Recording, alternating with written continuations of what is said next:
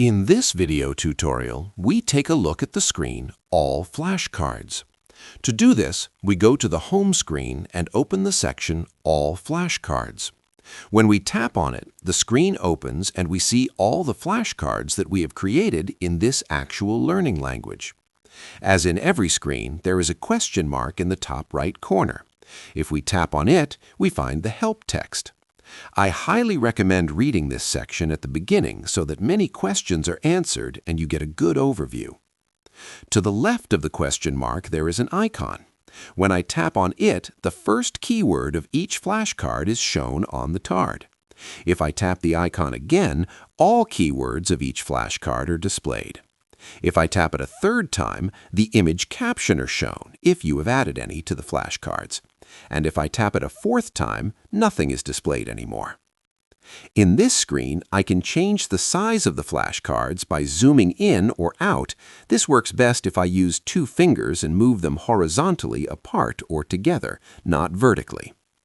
At the top, in the center, there is the search bar. There, I can search for keywords that I have assigned to the flashcards.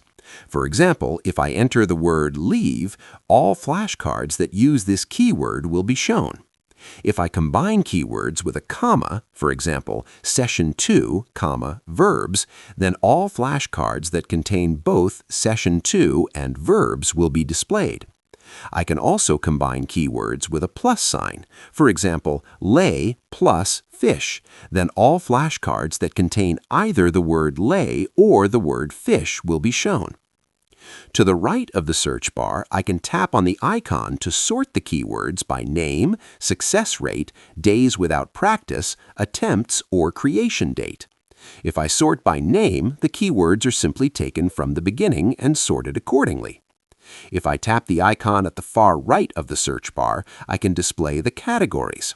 A category is recognized when a keyword is used at least twice. This way you get an overview of which topics you have already used. If you tap once on a flashcard, the audio of the flashcard will be played. Die Person geht, gehen. If you long press a flashcard, you can edit or delete it. If you double tap a flashcard, you enter the full screen mode. In this full screen view, you can again tap the question mark in the top right corner to open the help menu. To the left of the question mark, you find the statistics. There you can see how often the flashcard was answered correctly or incorrectly, what the success rate is, and on which iceberg level the element currently is. Here you can also swipe left or right to move to the next or previous flashcard. If you tap the icon at the top in full screen mode, you can display the keywords or the keywords together with the image caption if they are in that flashcard available. You can simply swipe left or right to move to the next or previous image. At the bottom, you can tap the play button to play the audio again. If you tap the repeat button, the audio will be repeated continuously. There is one more special feature.